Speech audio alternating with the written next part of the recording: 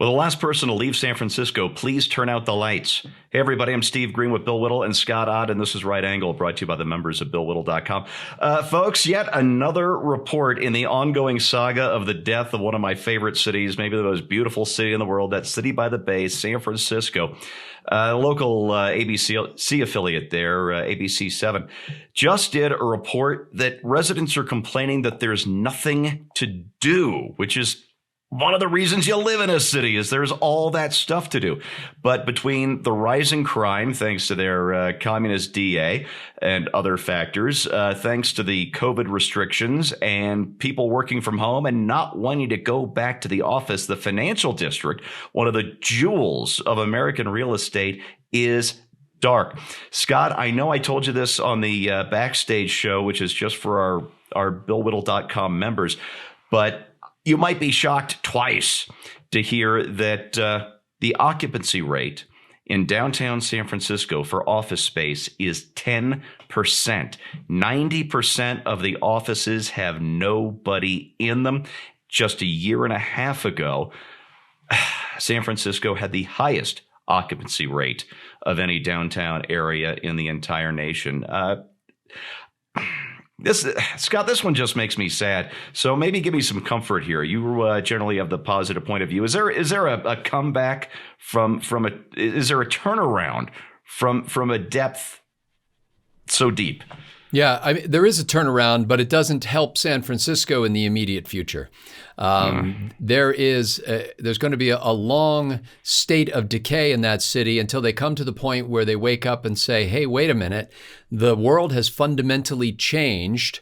We were part of causing that fundamental change, and we can't keep doing things the way we were doing them. So a lot of those people who used to occupy offices are more than happy to stay home in their suburban dwellings with their nicer offices without somebody peeking over the cubicle wall to interfere with their work. And they're much happier to move to the mountains of Colorado and continue to carry on the same business they were doing from their office tower in downtown San Francisco. They would rather enjoy the pleasures even of living in California without having to deal with the difficulties of living in San Francisco. So it's a really tragic state of affairs. And the hardest hit in this is not the financial firms. The financial firms will be fine. Most of their employees will be fine. The hardest hit are the companies that own real estate in downtown San Francisco, the poor, and the government unions.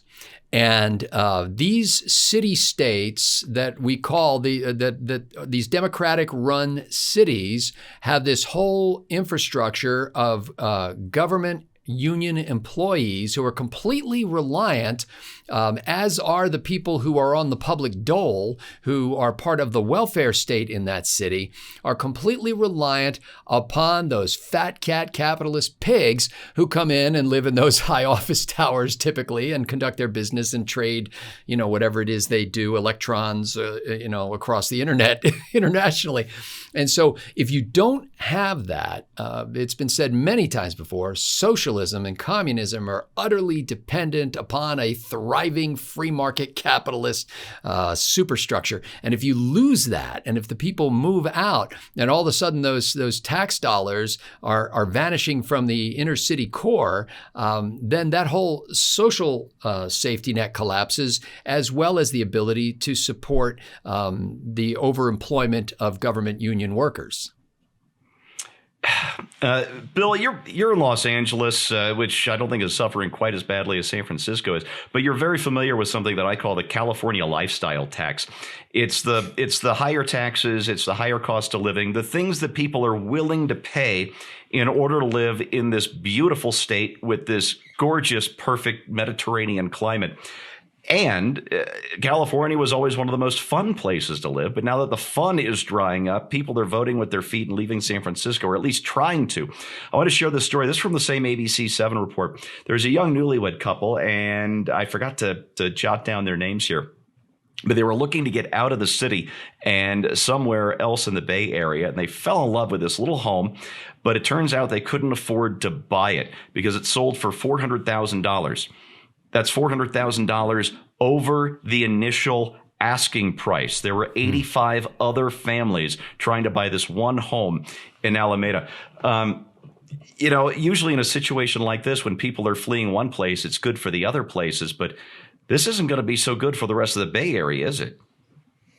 Well, I feel sorry for this young couple because, well, I feel sorry for whoever bought the house because they seem to think that they can escape from this black hole of failure, but they won't.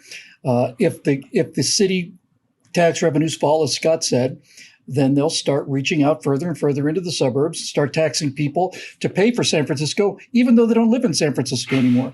And if it turns out that the city doesn't have the power to do it, then California will raise taxes, or they'll borrow it from the federal government in the invisible money tree and all the rest of it. I think there was a reality TV show, wasn't there once, where it's like, they'd swap moms or something like that, where they like a conservative mom go to a liberal family, and you could make some money on a show where you basically had two sets of homeowners, one in California and one anywhere else in the country, basically, and they both get to see each other's houses, and then the big reveal is what they cost, and then the people coming from America would go to San Francisco and they'd say, "This is a cute little cottage. Is this a guest room for somebody?"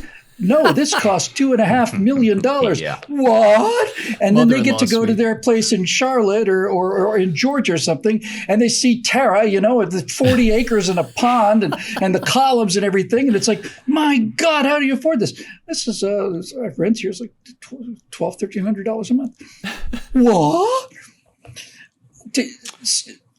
COVID has accelerated something that is going on. Technology is the end of cities. And as we get deeper into the information age, we keep forgetting we live on this cusp of a major, major tectonic shift. We've all grown up with it. It's the transition from an industrial era world where you need cities because cities need factories. Factories need things close together. They need a large body of workers. America started out as an agrarian, agricultural country. And then when cities started to happen because of the Industrial Revolution, all of these policies like prohibition and the income tax and all of this intrusion happened. And when cities go away, and they're going away, then eventually these things will evaporate as well, because the Democratic Party as it exists today is built on the welfare state that is necessary to have large numbers of people in cities vote Democrat. And if those numbers disperse out of there, and as Scott pointed out on our backstage show, some of these people get a chance to talk to actual Americans or real people, then all of a sudden the voting patterns are going to change and they're going to be done. I'll just leave you with a very quick thought. I'm working on a science fiction project, and I had to try to figure out what Los Angeles might look like 100 years from now, 150 years from now, from up at the top of the hill there where the Hollywood sign is.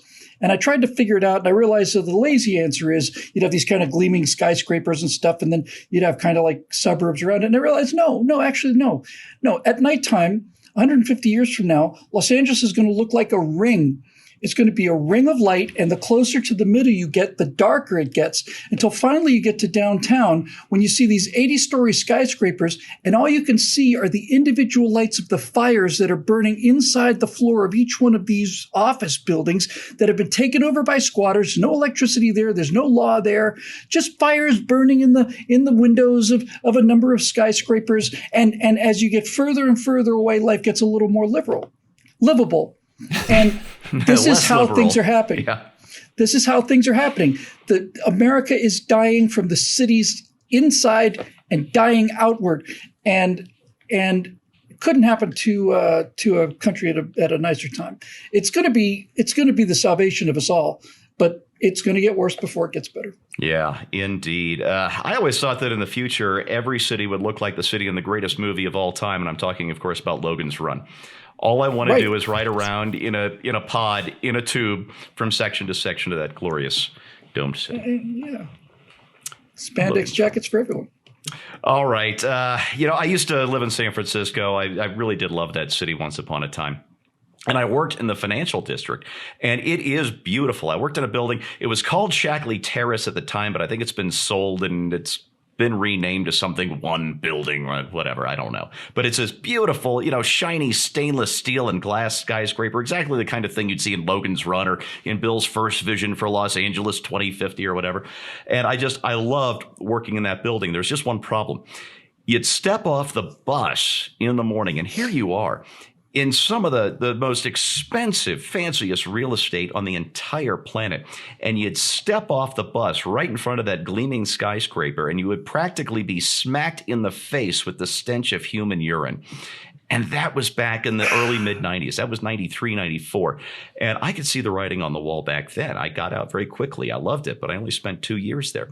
And I had to wonder if the city won't even take care, even with all of that tax revenue, if they won't or can't or refuse to take care of the crown jewel of this beautiful city, how much longer will it be until people have said enough? Well, I guess we got our answer, don't we? That's your right angle on that, brought to you by the members of BillWhittle.com.